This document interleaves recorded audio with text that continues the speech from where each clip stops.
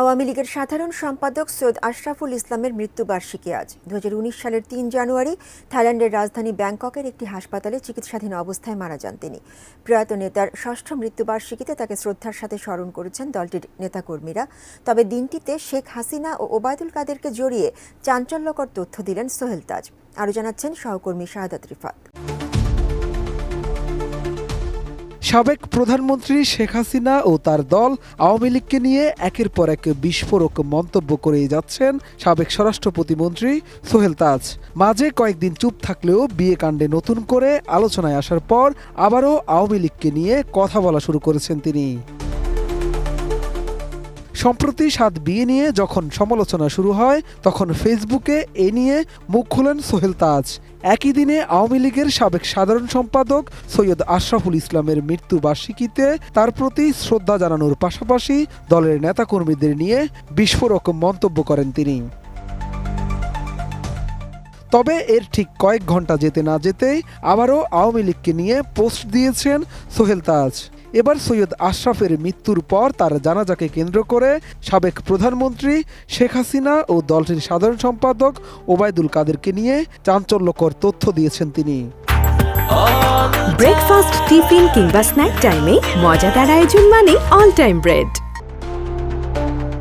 3 জানুয়ারি হাটে হাড়ি ভাঙা প্রথম পর্ব শিরোনামে সামাজিক যোগাযোগ মাধ্যম ফেসবুকে দেয়া ওই পোস্টে সোহেল তাজ লিখেন, সৈয়দ আশরাফের মৃত্যুর পর তার 3টি জানাজা হবে শুনে তৎকালীন আওয়ামী লীগ সভাপতি এবং প্রাক্তন প্রধানমন্ত্রী শেখ হাসিনা বিরক্তি প্রকাশ করেছিলেন।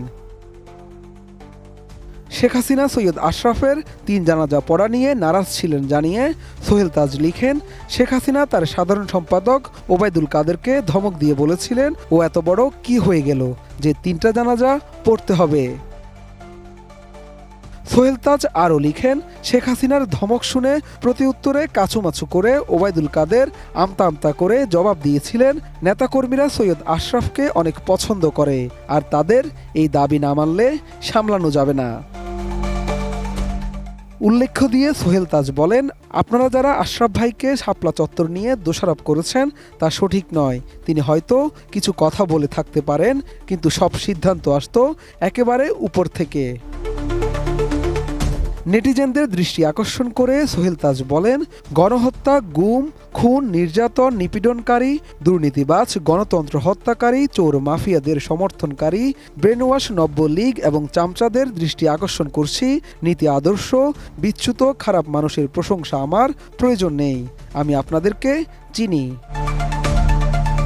এর আগে 29 ডিসেম্বর 55 বছর বয়সে বাগদান সম্পন্ন করে আবারও আলোচনায় আসেন সোহেল তাজ। তার হুবু স্ত্রী আয়রন গার্ল খ্যাত শিমু, তিনি সোহেল তাজের ইন্সপায়ার ফিটনেস সেন্টারের ট্রেনার। শাহাদাত রিফাত, এটিএন নিউজ, ঢাকা।